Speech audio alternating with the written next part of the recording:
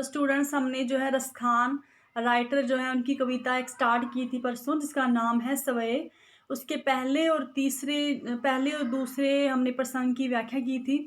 ठीक है, हम आज जो है तीसरा काव्यबंध करेंगे।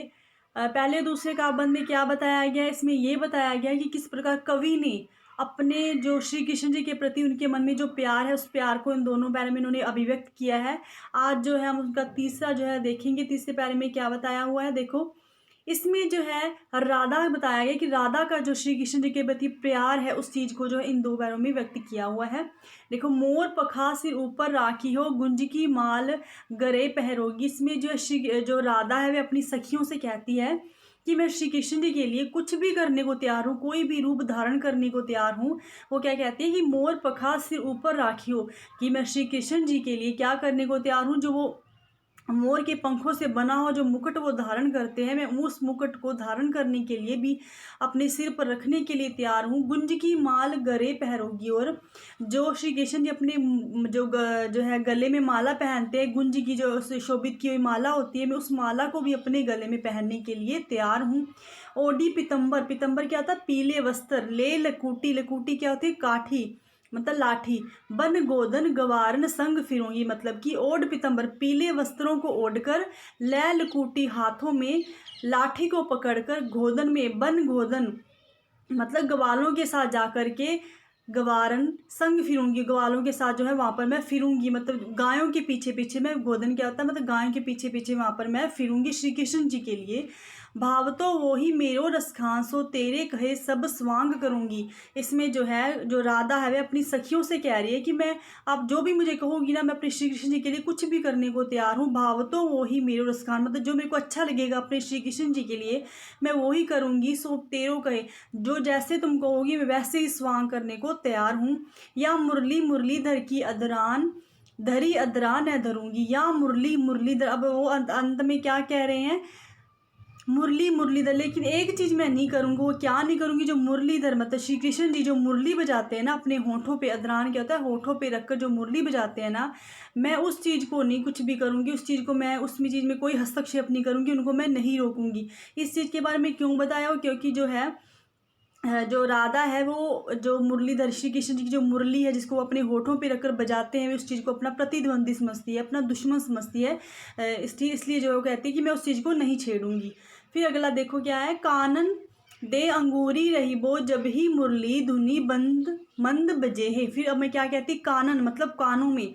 अब जो राधा है वो अपनी सखियों से कह रही है कि जब भी वो श्री कृष्ण जी मुरली बजाएंगी, वे अपनी कानों में क्या दे देंगी? अंगूरी मतलब उंगली दे देंगी। रही बो जब ही मुरली, जब भी वो मुरली बजाएंगे अपने कानों में क्या दे देंगी? अंगुली दे देंगी। दुन मंद बजे है, दुन मंद मतलब कि जब भी वो मुरली की मंद मंद ध्वनि को बजाएंगे, तब जो है वे अपने कानों में अब अंगुली दे देंगी। क्यों दे देंगी? क्योंकि उनको जो है मुरली से बहुत नफरत है, वे मुरली को जो है अपना जो है प्रतिद्वंदी समझती है। मोहनी तानन सो रस खान, अटा चढ़ गोदन गेहे तो गेहे। मोहनी तानन सो रस खान मतलब कि चाहे मोहनी तानन मतलब चाहे वो कितनी, मोहनी क्या होता है? मधुर, चाहे वो कितनी ही मधुर ध्वनि क्यों ना बजा ले। अटाचट रस खा मतलब कि चाहे वो रस के स्वर पे चढ़ के, मतलब कहने का भाव है कि चाहे वो कितनी भी अच्छी से अच्छी रस से भरी हुई ध्वनि को जो है पेश करे, बजाए। गोदन गेहे तो गेहे, लेकिन जो है मैं कुछ नहीं, उस चीज़ को मैं नहीं सुनूंगी, चाहे बजाते रहे चाहे बजाते रहे।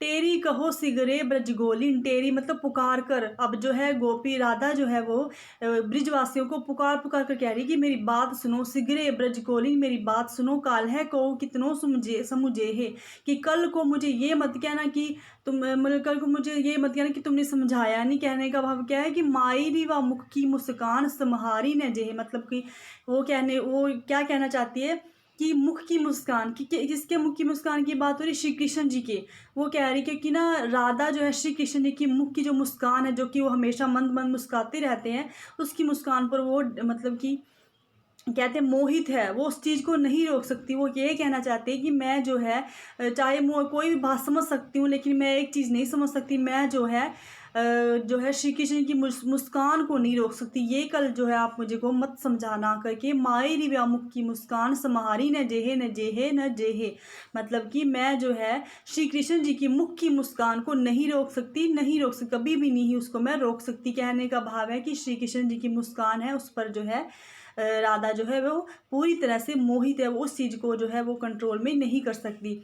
इस तरह जो इस पूरे लेसन में यही बताया गया है। पहले 2 पैरों में तो ये बताया गया था कि जो कवि हैं रसखान, उनका जो प्यार है श्री कृष्ण जी के लिए वो कितना है, और अगले 2 पैरों में ये बताया गया कि जो राधा है वो श्री कृष्ण जी के लिए कुछ भी करने को तैयार है। लेकिन जो मुरलीधर जो मुरली बजाते हैं, जो बांसुरी बजाते हैं, लेकिन वो उस बांसुरी को जो है अपना प्रतिद्वंदी समझती है, अपना दुश्मन समझती है। आई होप आपको अच्छे से समझ आई होगी पोइम, और आप खुद भी इस पोइम को अच्छे से रीड करोगे, दोबारा 4 पैरों को अच्छे से रीड करोगे, और इसकी एक्सप्लेनेशन को अपनी नोटबुक पे अच्छी अच्छी राइटिंग में राइट करोगे, और इसके क्वेश्चन आंसर जो हम इसको जो हम कल देखेंगे।